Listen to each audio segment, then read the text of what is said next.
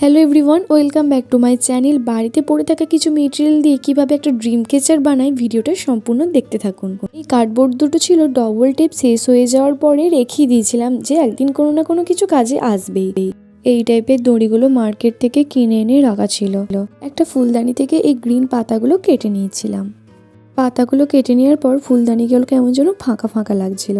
আর এই লাল লেসগুলো আমার একটা ছোটবেলাকার জামা থেকে কেটে নিয়েছিলাম।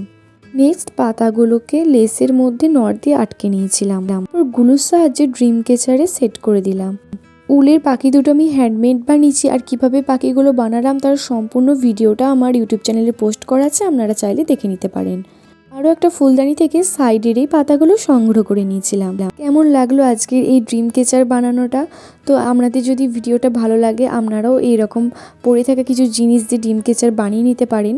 চ্যানেলটা প্লিজ সাবস্ক্রাইব করে দেবেন। বাই, দেখা হবে পরের একটা ভিডিও।